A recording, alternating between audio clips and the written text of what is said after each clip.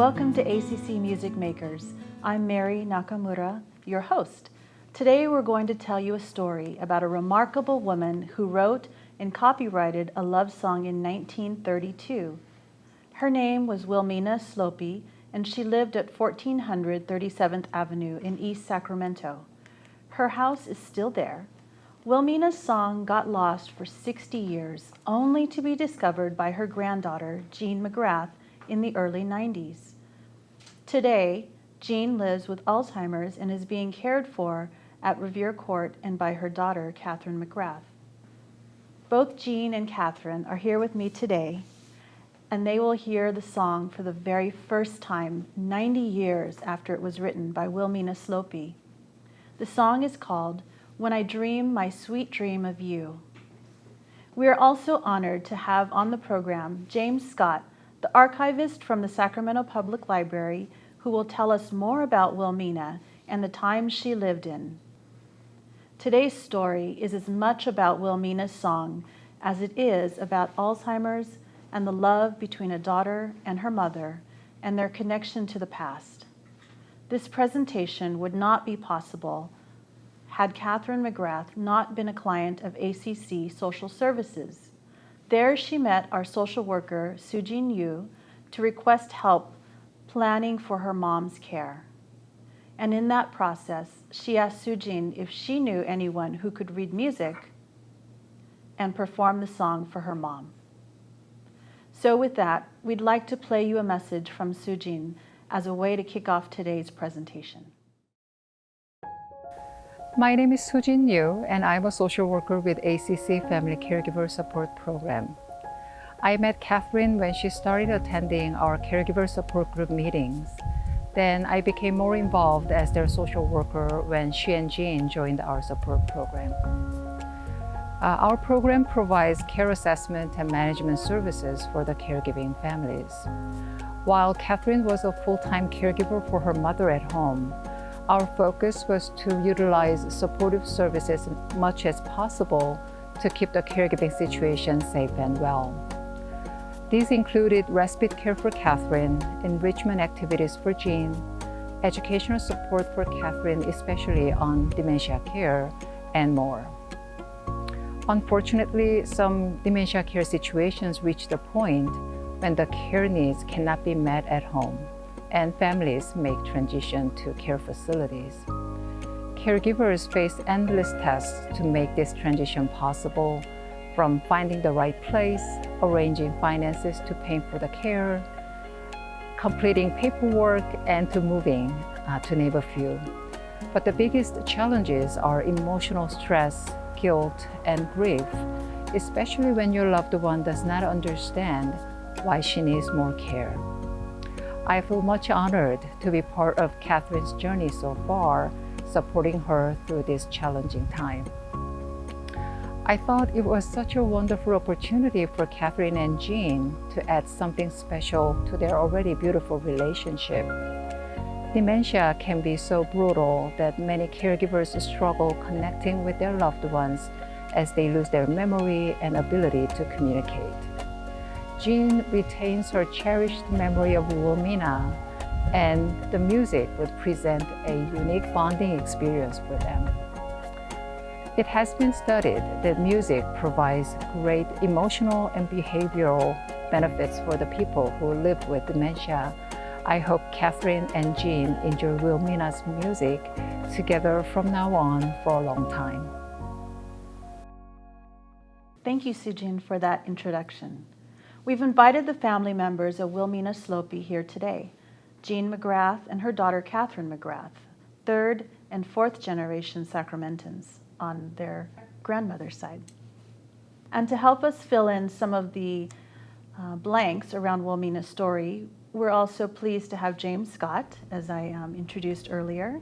So James, please tell us a little bit about yourself, your specialty, and the kinds of projects you've done. Right. Thank you so much, Mary, for the introduction, and it's an absolute honor and joy to be here. As the archivist of the special collections of the Sacramento Public Library, history is at the heart of what I do. It's my stock and trade. I am charged with other librarians with bridging gaps, essentially. Some are decades in the making, some are centuries in the making, but bridging these gaps between people and information. And sometimes we do this by the simple reference interview, which we're all familiar with, but we also write books, we write articles, we conduct oral histories, and then we also give presentations akin to what we're doing today to our community. So there are a lot of different ways to build bridges. And this story and stories like these bring emphasis to the fact that history, so much more than diplomatic crisis or world wars or anything like that, in the end is about human interest. It's about human connection. And that such a personal, magical tale like this allows us to better understand the tenor of a community and nation so much more meaningfully, and all through the power of one of history's great primary sources, not often used. We typically think of a primary source as a photograph or maybe even a map, certainly the written word. But here we have music. So this is very exciting and a great story, and there's just no way that I would miss it. So I'm really happy to be here, and I thank you. I also want to acknowledge ACC and call them out for their upcoming effort to recognize their organization and its 50th anniversary through the power of a project, a historical project, which is sure to be very exciting and exciting in the making. So again, I go back to the importance of the power of history, the power of human connection, and through a project like this, what ACC is doing for their anniversary, we're able to understand our past. And through that, we can gain context. We're moving ahead as a society, but also in this case, as an organization with both confidence and also being well-informed. So thank you, Mary. Thank you, ACC. Thank you, everyone, for including us. So very happy to be here. Thank you, James. So Catherine, in Sujin's closing remarks, she said that she hopes you and your mother will be able to enjoy Willmina's music together. I understand that your great-grandmother wrote a song back in the early 1930s. Could you please tell us how and when your mother first discovered that song, and how long ago did you become aware of this song? My mother found the music in her mother's house in the spring of 1998, after her mother passed. She brought the music home and put it away. Last year, I was going through some paperwork in her home, my mother's home, and came across the music. I was living with her at that time, and we talked about it, and she told me that it was her grandmother's music, but she had never heard it. She didn't know how to play the piano. I didn't know how to play the piano. So I figured I needed to find someone that needed to play the piano, or that knew how to play the piano, and make sure that she was able to hear that song. Thank you. Mm-hmm. And so you brought it to Sujin. I did. I did. Sujin had become a good friend to me, and I knew someone over here had to know how to play the piano. So I brought it to her, and she did connect me with some people that would play the piano, and one thing led to another, and here we are. Yes. So. And so James, this song, What can you tell us about, or what did you learn about this song and who Willmina is? Right. Yeah. Where do I start? When I dream my sweet dream of you.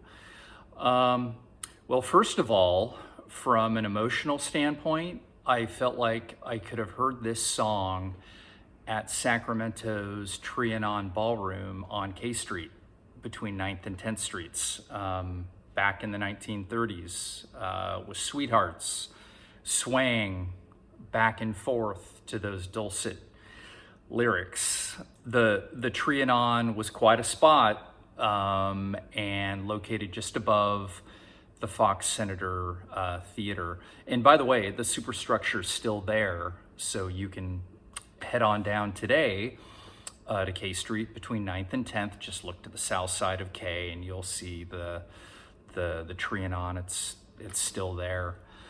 So that's my emotional reaction. But as a historian, my thought goes to a couple of things. One is the creator and what was Willmina Sloppye's inspiration for such a tune.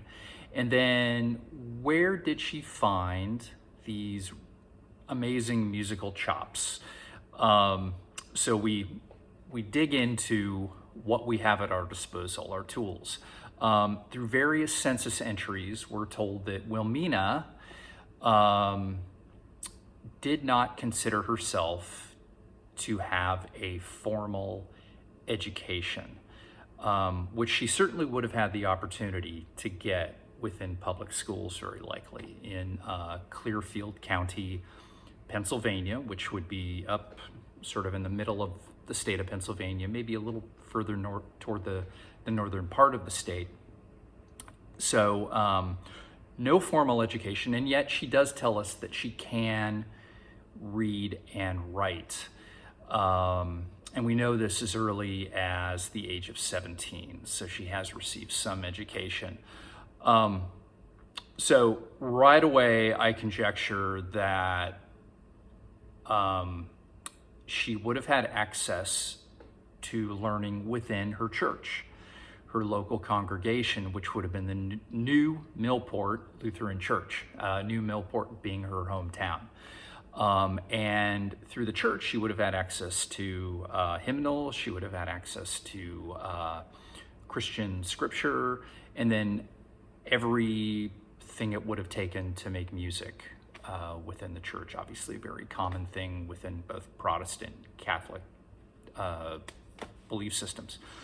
So another thing is that her mother, Erie Henderson, was actually a founding member of the New Millport Lutheran Church. So so this obviously would bode very strongly for Mina to be a frequent participant in church activities and therefore maybe picking up some education that way. I would also say that the church serving as an educational surrogate to public schools at the time would not have been uncommon during the late Gilded Age in America. So my takeaway is that Willmina, despite having no formal education, was a goal achiever, and she would have acquired those tools as she could. She was tough as nails and willing to do what it took to see a quest through. Examples. So we know that during World War I, she walked 11 miles to purchase a Liberty Bond to beat the Kaiser, Wilhelm II. And then in the years prior to leaving for Sacramento, we know that she was a trapper. This shows resourcefulness, a doggedness to add food and revenue to her household, that being Charlie, her husband, and then sons Carl and George. And we also know that she did all of this while suffering some sort of medical malady, some condition that we just don't know a whole lot about. During the turn of the century, Up until World War I, we know that tuberculosis was quite common in the American Northeast, and a lot of folks moving out west for drier air, but it's hard to know for sure. But bottom line is that she was indeed a goal achiever and did what it took to see things through. So what's remarkable about this piece is that, and one of our musical experts, we've got a few, has stated it was legit. It was a strong piece of music. She wanted to do it. She acquired the skill set to lay down the lyrics, lay down the notes, and eventually in 1932, it was copyrighted. It's registered with the U.S. Copyright Office, so that's really exciting. But let's turn to where we are in Sacramento to talk a bit about musical influences. While living in Sacramento, Willmina would have had a radio. That's what the 1930 census, which is so cool, told us. So, do you have a radio? In that box next to the Sloppye name, we've got it.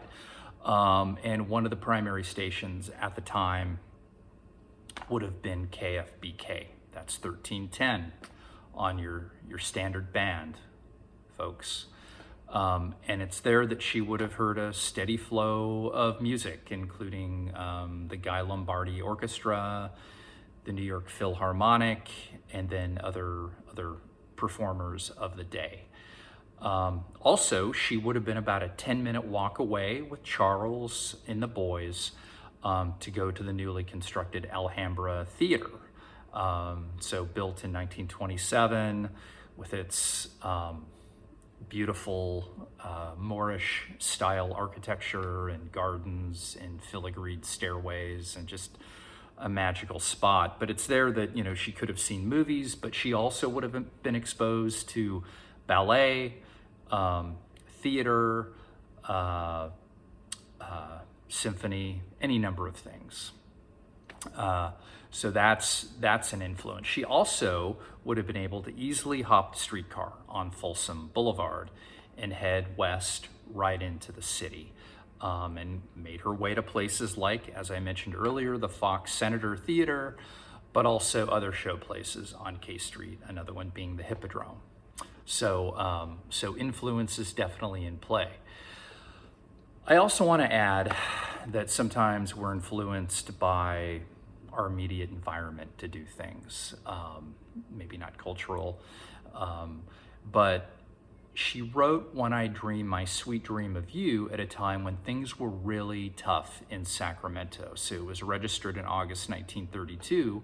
At this time, the Great Depression had set in, and Sacramento had an unemployment rate of about 25%. And of course, Hooverville shantytowns, these assemblages of ad hoc living, which were a response to economic crisis at the time. They were popping up around the city, along the American River, and primarily in space between the Southern Pacific rail yards north to North Sacramento, which at this time was its own incorporated city. That area between the two is known as no man's land, but a lot of folks down on their luck living in these areas, and it's important to say that Willmina would have seen all of this. When I look at this song, what jumps out at me, one of many things, is that the sweetness of it is juxtaposed to the crisis that's going on at the time. And I look at it and I wonder if Willmina, through the power of music, was trying to find a way to lift those up that were around her. Her immediate family, her community, whomever. In essence, shining a midnight sun on everyone around her. I would add that through voter records, we do know that Mina was a registered Democrat and she voted Democrat.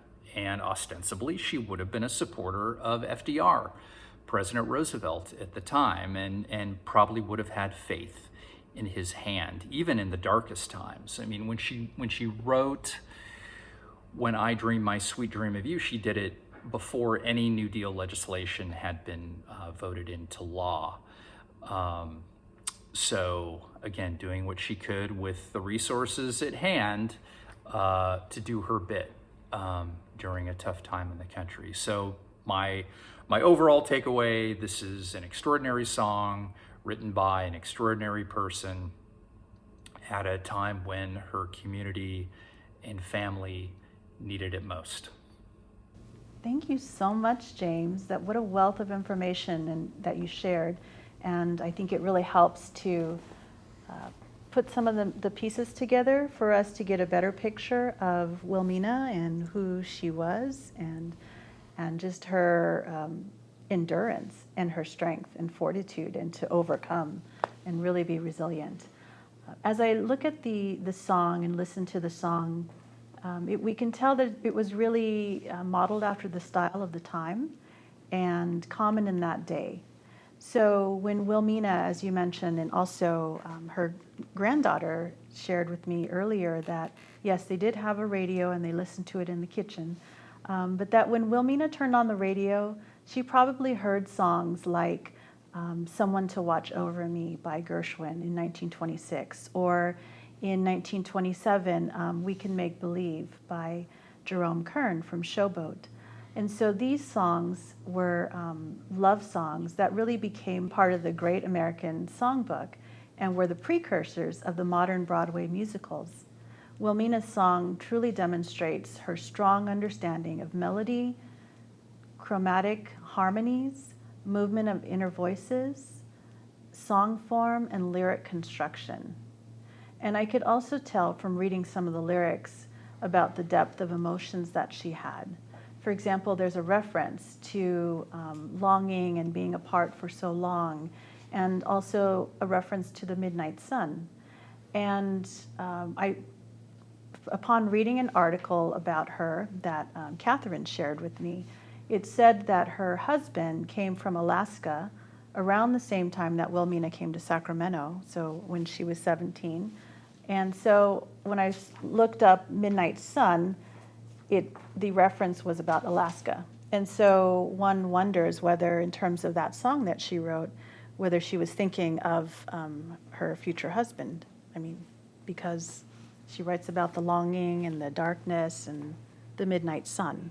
And it's such a specific reference to midnight sun, so it made me wonder about that. So, Interesting. yes. So Jean, I want to talk with you for a little bit. So as you pointed out here, this is a picture of your grandmother, right? And this is a picture of her house. Right. Yeah. So tell me about your grandmother. What do you remember about her? I remember that she was never mad at me, no matter what I did, and I'm sure I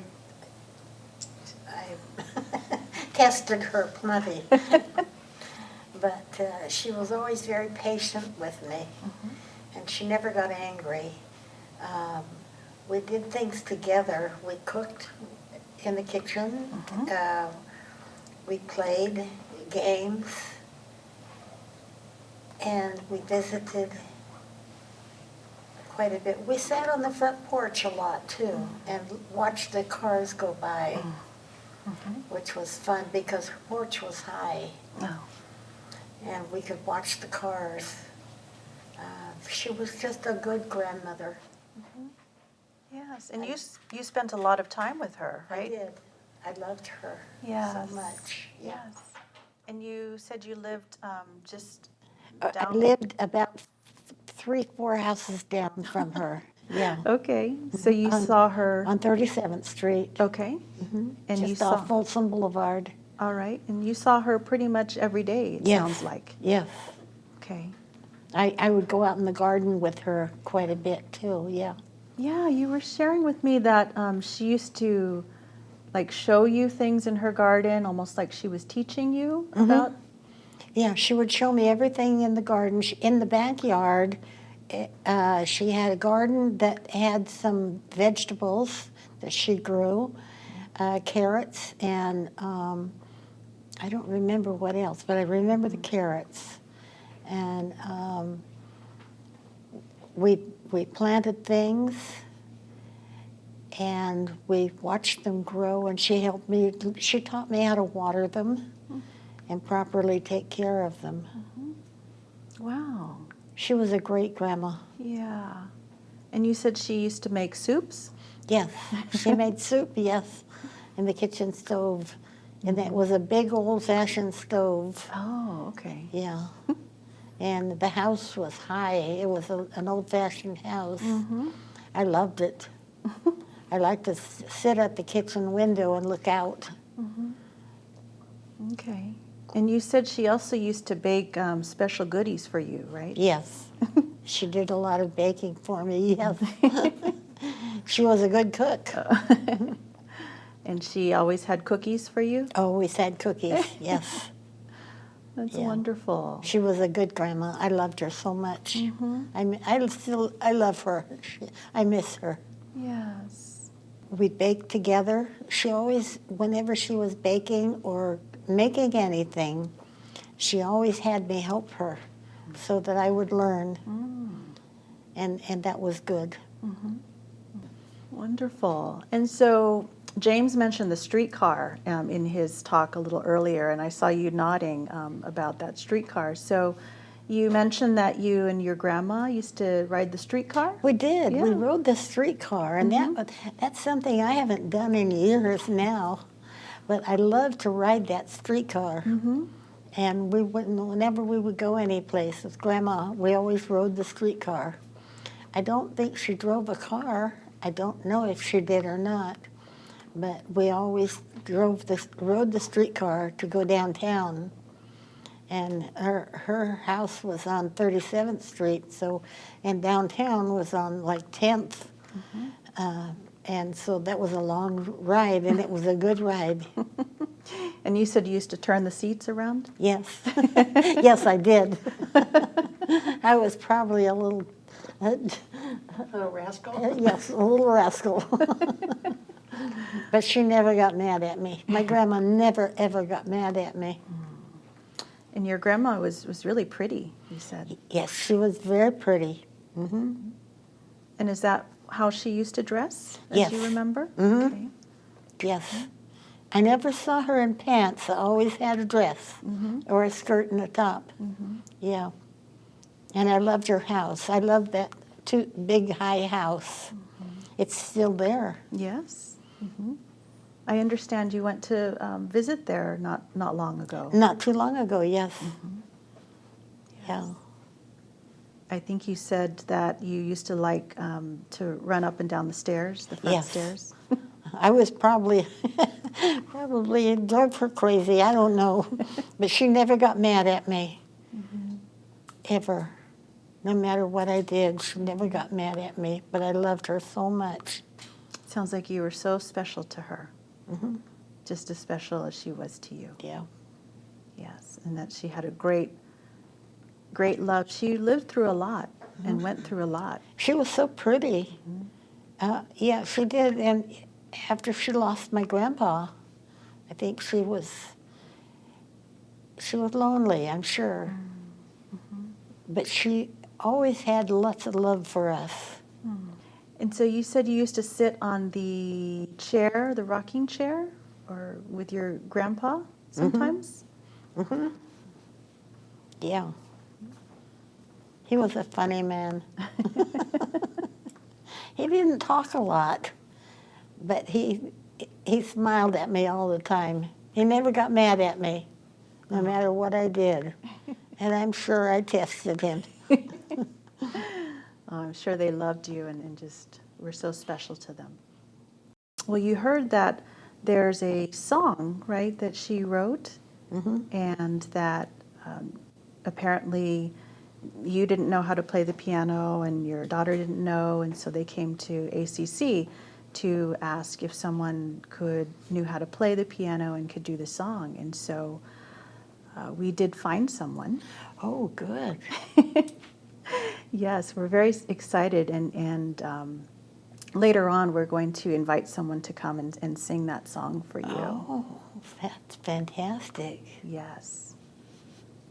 So there's another aspect of your grandmother's kind of, I guess, her compassion in caring for other people that I wanted to bring up, and this will involve your daughter, because she shared a story with me, and then also James. And so I understand that, Catherine, you mentioned to me that your mom used to tell this story for many years about how your great-grandmother used to put flowers at the gravesite of someone buried at East Lawn. Can you talk a little bit about that?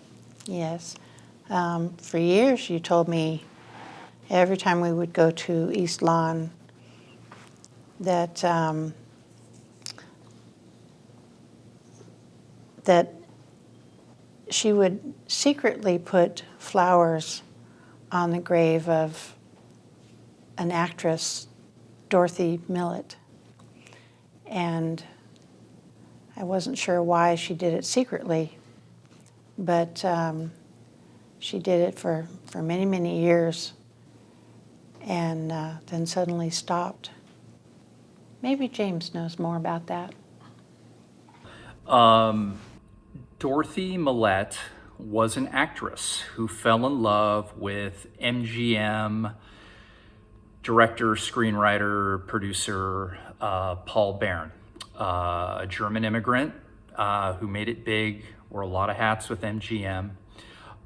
These two were tied together in common law marriage in 1911 and lived together for many years, but Byrne eventually left Dorothy and married actress Jean Harlow, which is a name we're all probably familiar with. Dorothy was crestfallen. And in 1932, Byrne was murdered in Los Angeles. A few days later, Millett's body was found floating in the Sacramento River near present-day Walnut Grove. Her body was never claimed, and so she ended up being buried at East Lawn. So it's a very sad story. It's wrapped up in a lot of speculation, intrigue, drama. No one knows if Dorothy committed suicide or really the circumstances behind Barron's murder in LA. We just don't know anything. What we do know is that this affected Willmina. And we know that she lived just down the street on 37th Street and Folsom from the East Lawn Cemetery. So this would have been a relatively quick walk for Willmina. And as was common at the time, Willmina's house, like so many houses being built this time and in East Sacramento where she was in the old nickel plate tract, they were built with really deep lots to allow residents to grow their own orchards, to grow their own vegetable gardens, and to grow their own floral gardens in that deep, black, primeval soil in the Sacramento Valley. Really the genesis to the farm to fork thing that we know so well today. And so Willmina's home would have been perfect for this. We know that she loved flowers. We know that she grew flowers. And so it's very likely that she had fresh cut flowers out of her own yard, that she took those 6 or 7 blocks east to place at Dorothy's gravesite. She also would have had access to just down the street on Folsom and that little corridor between maybe 32nd and 34th Street to go to the California Nursery to get flowers there as well. Maybe go to Safeway. There was a Safeway located there. Other things that would have supported Charlie and Willmina, the Phillips Bakery, a radio repair shop, very important at the time. So a lot of things to support them, but I also think that really she probably just freshly cut those flowers, made the walk, and like she did, lay those flowers at Dorothy's gravesite. Thank you, James. So I'm wondering, one of the quotes that I saw from Willmina from a newspaper clipping, it was just really telling for me. And I'm wondering, we can show the quote, but I'm wondering if we should read it out loud too. What do you think? Okay. So would you like to read it?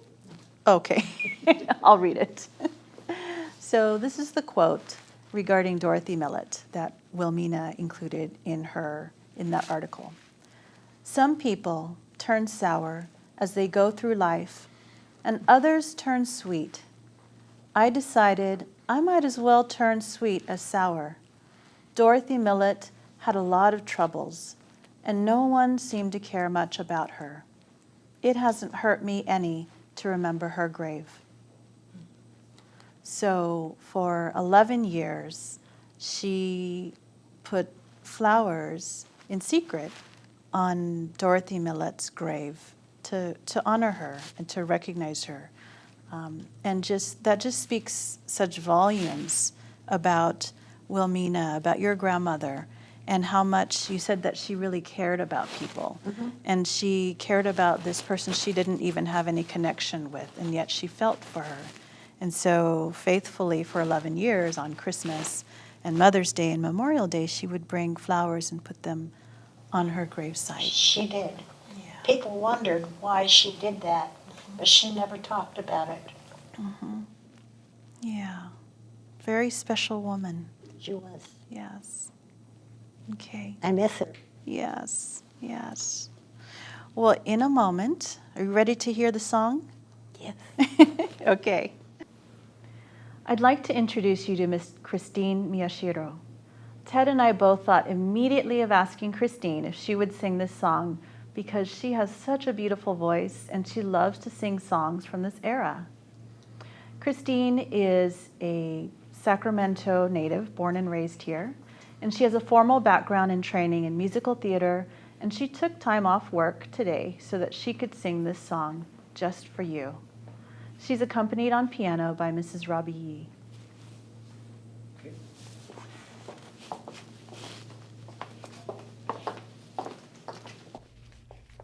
Hi.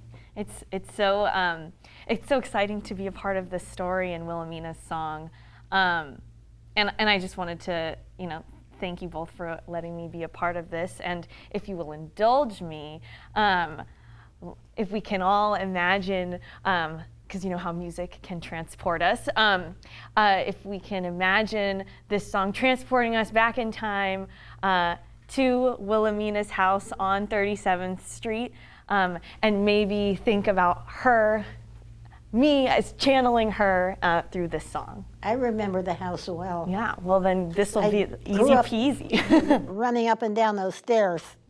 Yeah. Well, and we can imagine maybe in the kitchen, you said the radio was there. This could be a song that was played on the radio. Yeah. True.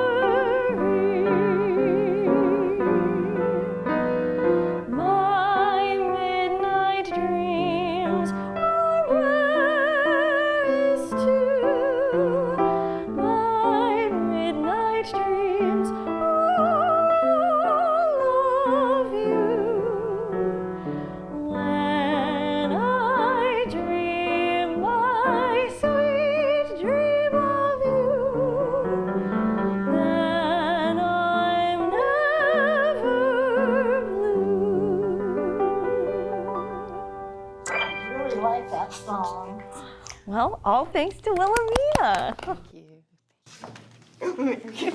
Thank you so much, Christine. So, after 90 years, you got to hear the song for the very first time. Tell me, what did it evoke for you? That was amazing. Well, she did a beautiful job of singing it, Yes.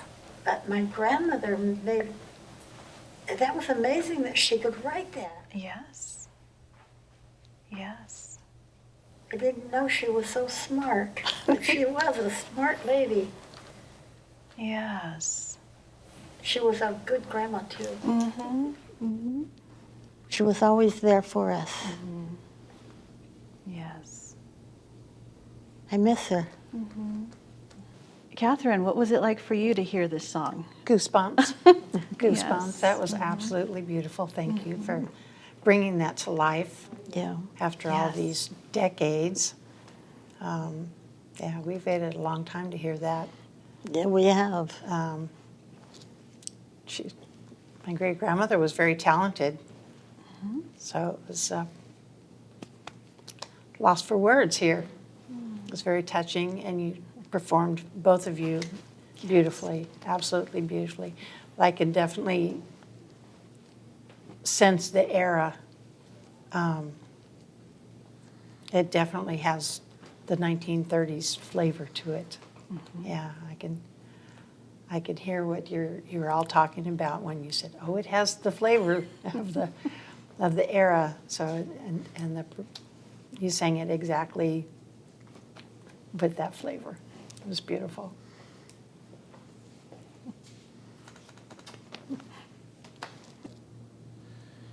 So, James, any parting remarks you want to share with us? Right.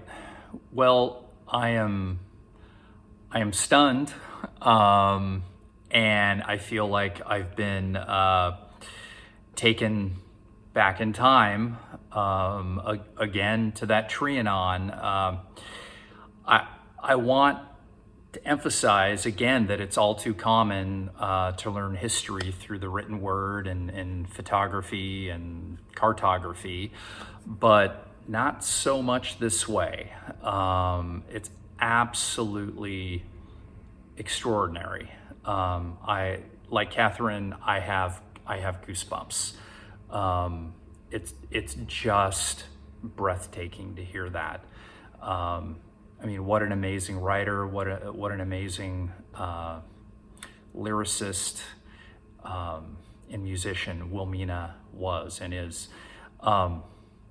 I do want to go ahead and take a moment to just say thank you, Mary, Jean, Catherine, Christine, Robbie, producer Ted Fong, amazing, thank you, and of course ACC for bringing the Sacramento Room and the public library into the Willmina fold. What a joy it's been. I also want to say really quickly that Willmina is like so many of us who were not from California, but chose to make it our home. In essence, we weren't born in California, but a measure of California becomes born in us, right? And in the end, that I think really inspires us to do better and do amazing things. It's all part of the California experience. So thank you again, everyone. I am just so over the moon, and it's been an honor to be with you all. Thank you, James. It was truly an honor for me to be involved with this, to help bring this story to life, the story of the power of love between a little girl and her grandmother, and about a daughter for her mother. And just it's just been such a pleasure for me to get to know each of you and to get to know your grandmother through your stories, your recollections, through the pictures. And also, thank you so much, Christine and Robbie, for sharing your gifts and your talents of music, and really I guess, channeling Willmina and sending all of that love to her granddaughter and great-granddaughter. She was a great grandma. Yes, yes. And now you have this song to listen to, because music was really important to her, it sounds like, and to you. And I think music can really touch us in a way that's deep inside. It does, yes. And so, so I'm really glad we were able to bring this to you. Thank you. And thank you for bringing this story to us. Thank you. Yes, and Sujin, thank you to ACC, thank you to Ted and our production crew, and see you later.